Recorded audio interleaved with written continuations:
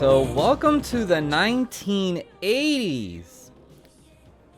Oh, hold up.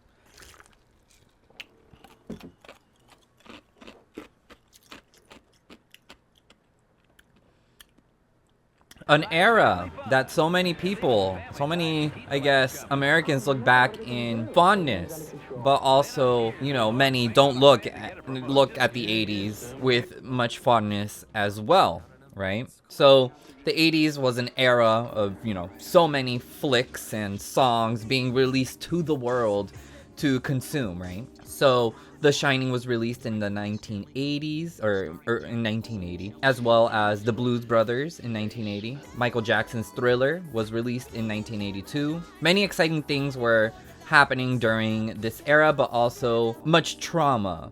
We can really just say that there were really many different versions of the 80s for different types of people in the country, right? Especially for straight and queer people. Two different versions of the 80s, completely different. So there are new amounts of queer visibility to the general American public and how straight people reacted to that. Now, during the 80s, this new amount of queer celebration and queer visibility was only shortly lived, and we'll get into that soon. So Ronald Reagan became president in 1981, becoming the 40th US president, and we're definitely gonna talk about why he's such a controversial topic when it comes to gay liberation and queer visibility, especially in the 80s. Iran released the 52 hostages in the U.S. hostages in 1981. Prince Charles married Lady Diana Spencer in 1981. MTV debuted on August 1st, 1981, right after midnight, starting with none other than the Bugles. Here we go with my... I don't know which alphabet to use. I'm pretty sure it's the Bugles. I've heard the Bugles. But anyways, Video Killed the Radio Star was the music video that MTV decided to debut on, which is absolutely fitting for what will become of music videos in the future, because video actually did kill the radio star, because mostly people were listening to radio stations back then. So now that the general American public, especially in the 80s, are starting to have, TVs everywhere, right? Televisions are everywhere.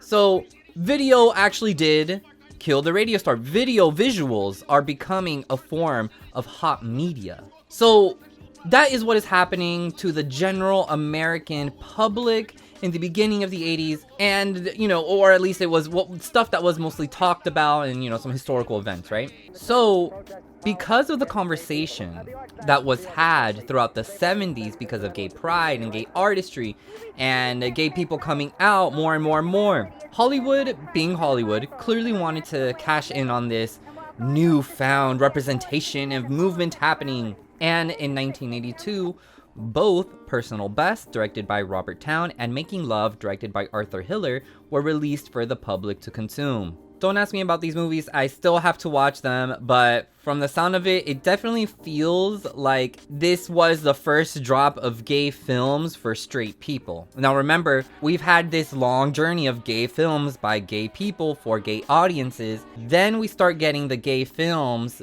by straight people for straight audience, right? So, which is like both good and bad. As president of the Board of Supervisors, it's my duty to make this announcement. Both Mayor Moscone and Supervisor Harvey Milk have been shot and killed.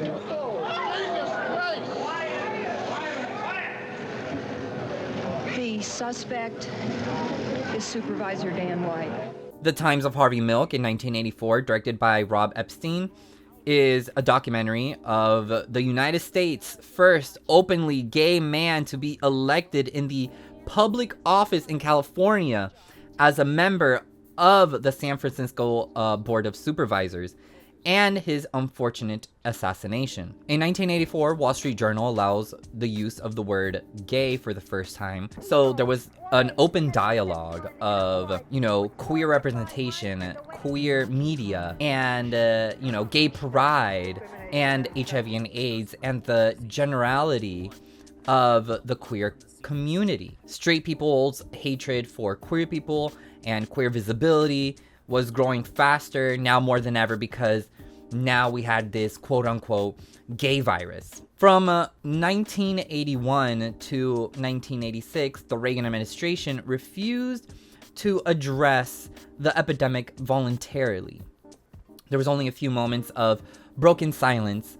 However, the discussions about AIDS from the Reagan administration remained brief and trivial. Within these 5 years, the White House press secretary, Larry Speakes, delivered the only public remarks about AIDS after several questions about the epidemic from a reporter. Unironically, Speakes was the only White House official to speak on AIDS, right? His answers minimized the disease and reassured the public that AIDS was not the priority for the Reagan administration. On October 15th, 1982, the reporter Lester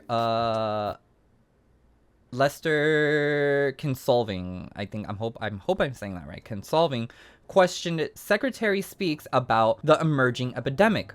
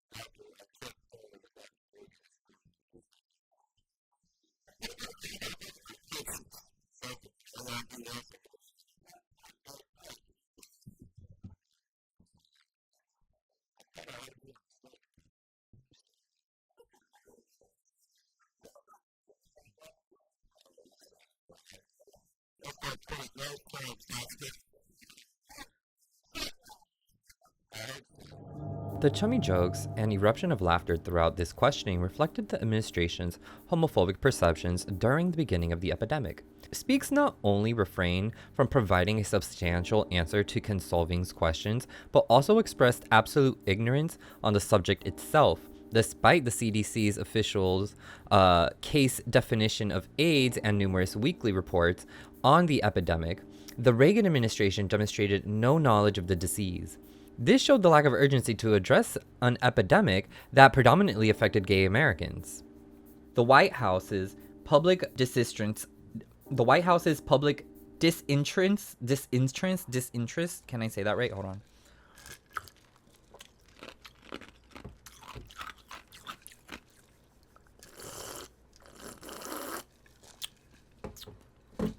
Oh.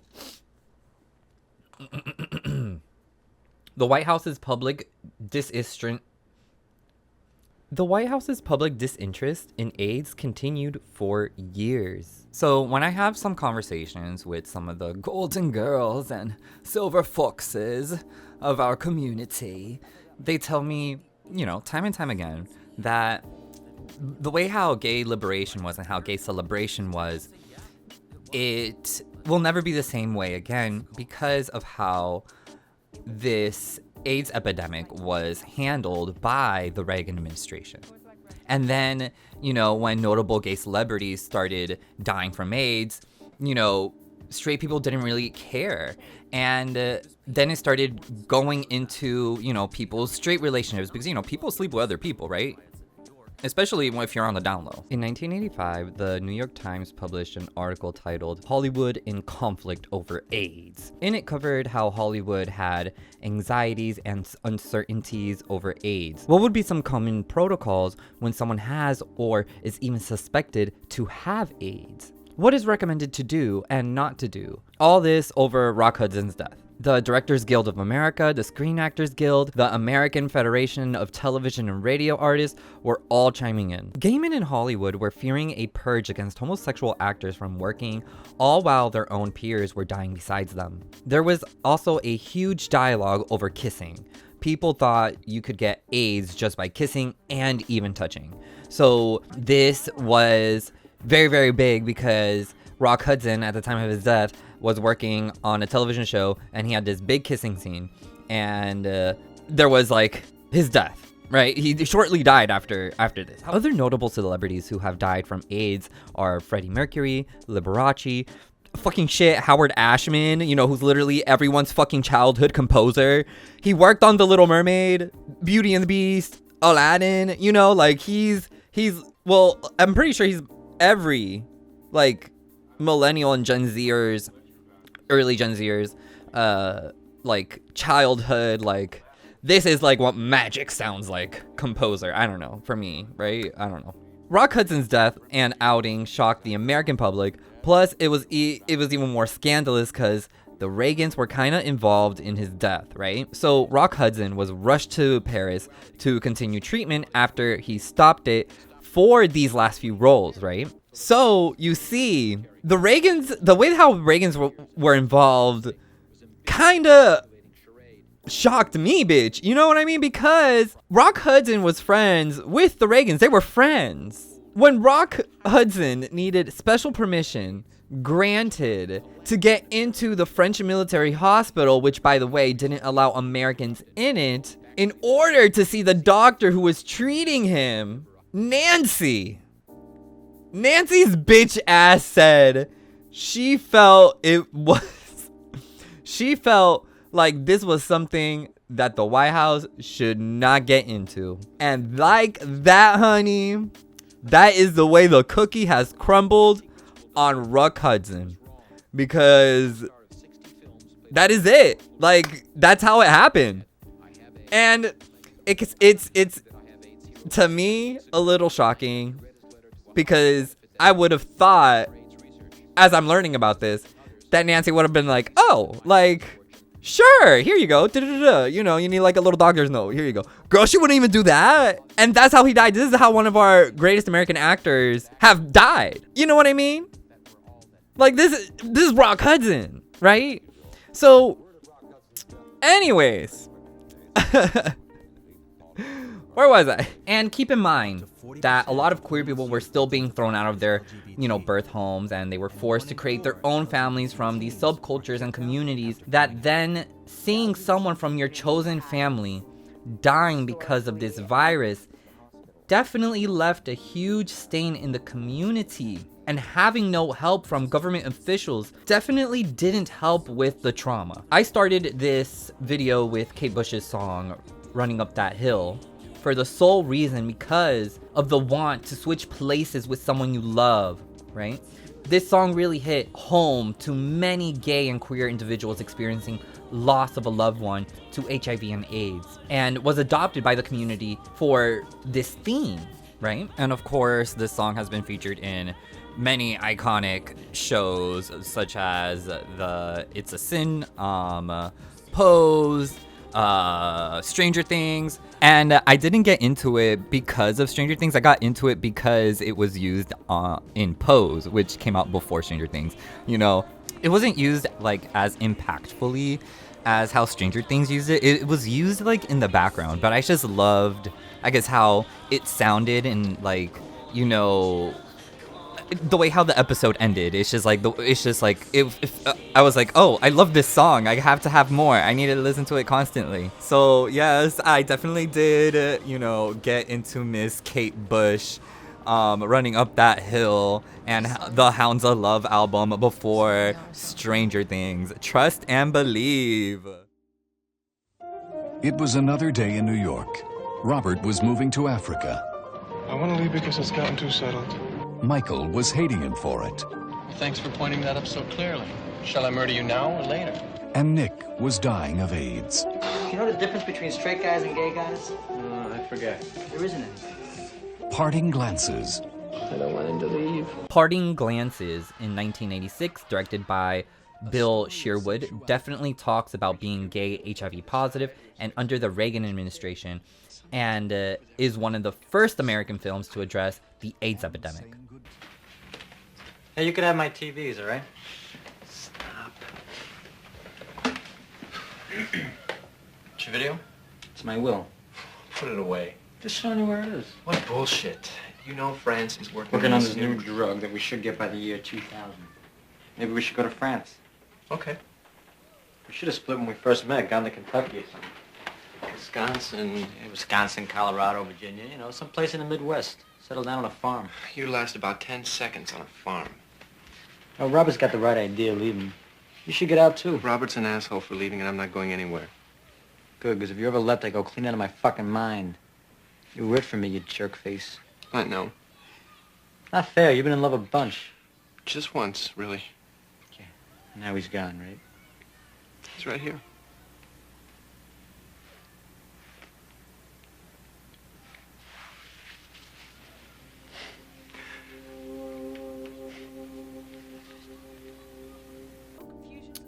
And even with all this going on, we're still making waves, right? So Desert Heart was the first lesbian film to get a wide release. It was released in 1985, directed by Donna Deitch. I hope I'm saying that right. I'm always fucking up people's last names. I'm so sorry. It was the first major studio lesbian film to get a whole wide release, right? There was also the widespread of video stores like Blockbuster. And what this meant was that people had access to movies. Kind of like Netflix, but Netflix is literally just an online version of that, you know? Anyways, gay people and gay youth had access to a lot of gay films, which had a lot of international films within itself, right? So this didn't go without anxiety, right? Because, you know, casual homophobia is still present. A gay person renting anything that had to do with something gay was always awkward and low-key kind of scary. Even today, with all the present queer hatred the right has, right? The right has, right? So part of our queer identities is, you know, sex. And a lot of our queer films really reflect that, and they're very unapologetic about it. So, you know, the past avant-garde films and, you know, the very independent films have really inspired many new queer filmmakers, writers, and editors internationally and nationally, right?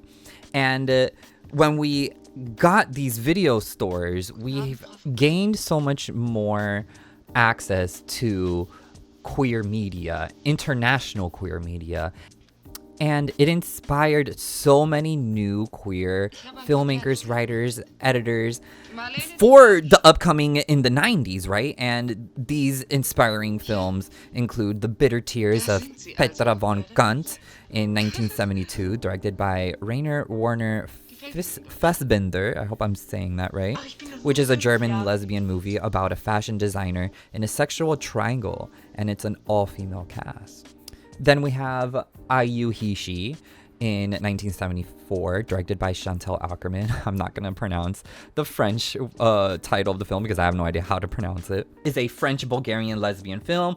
One of the notable scenes of this film is its depiction of sex.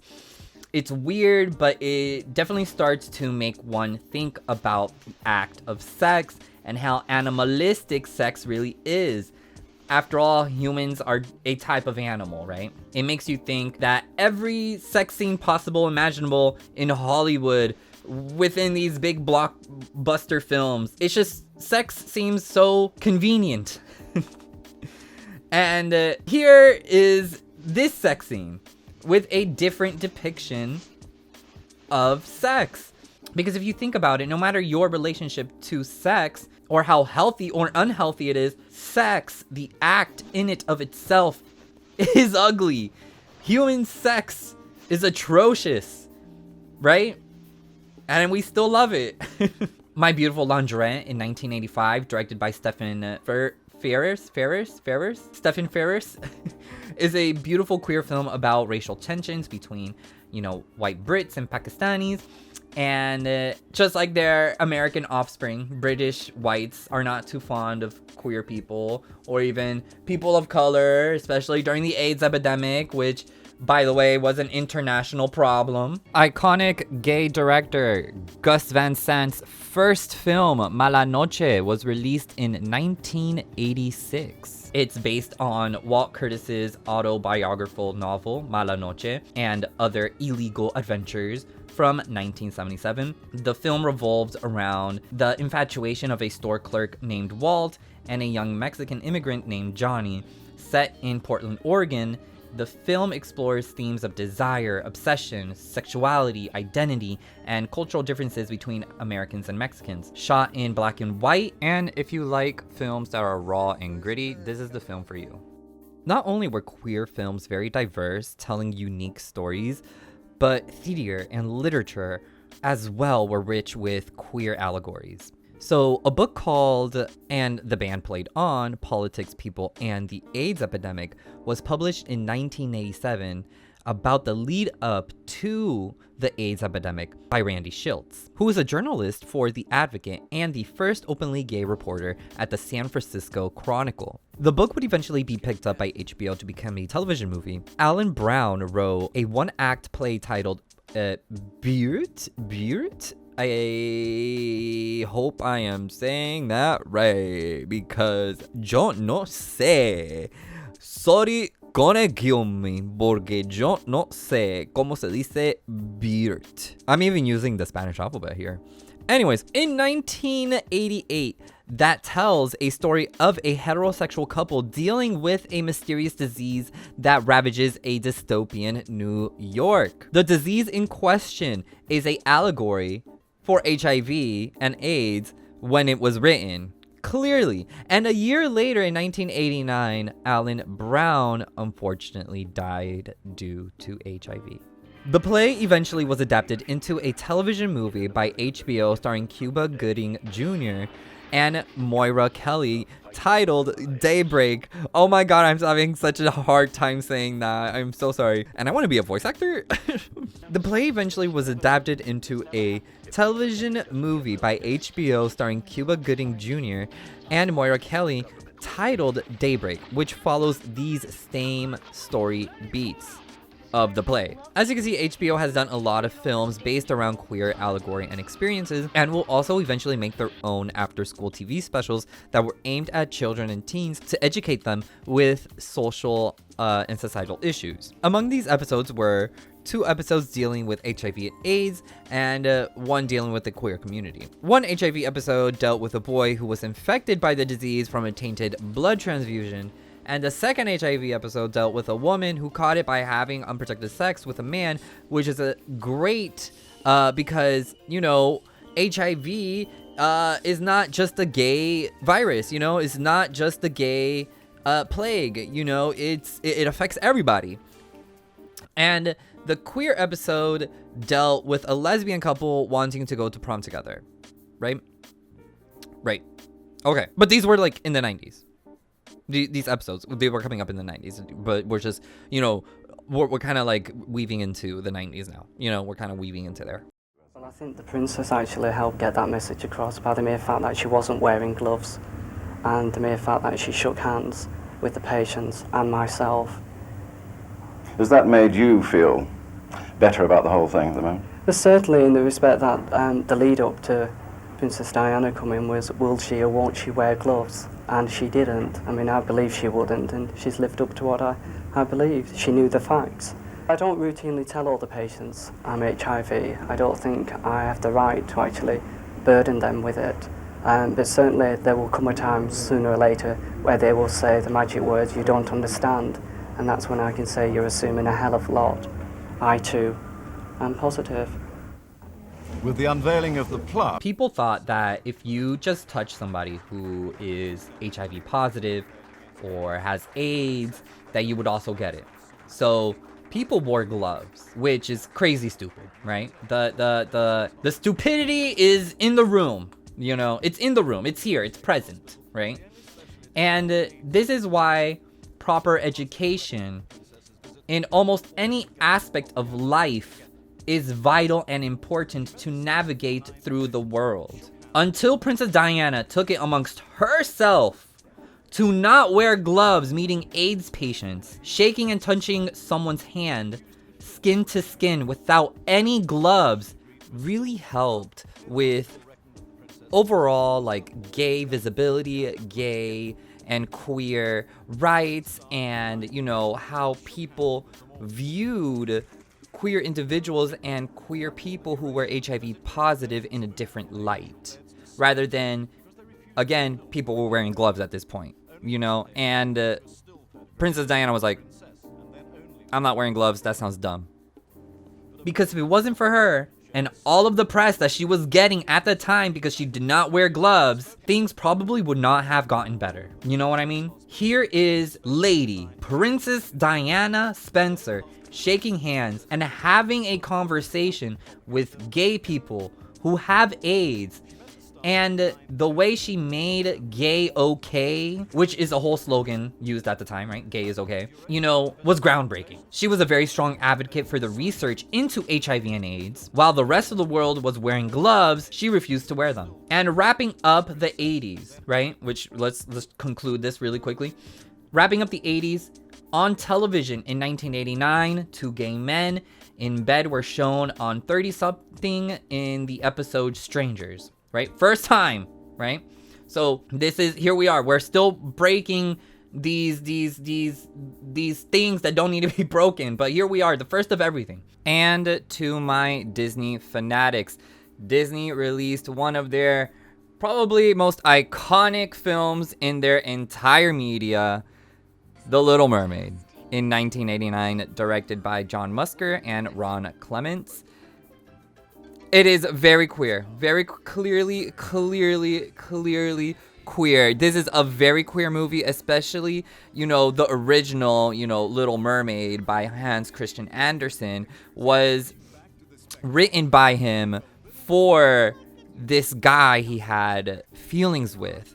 So this was definitely very gay, especially with Ursula's design. And if you did not know, before Pat Carroll, the iconic Pat Carroll, voiced Ursula, the person who was going to voice Ursula was going to be the one and only Divine.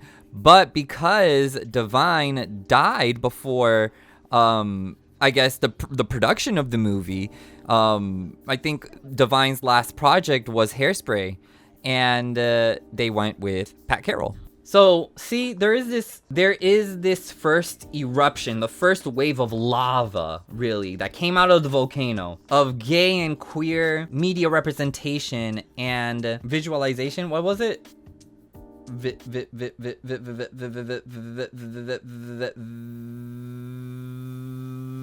Visibility. Let me write that down. First eruption, this first wave of lava, of the eruption of gay and queer media representation and visibility.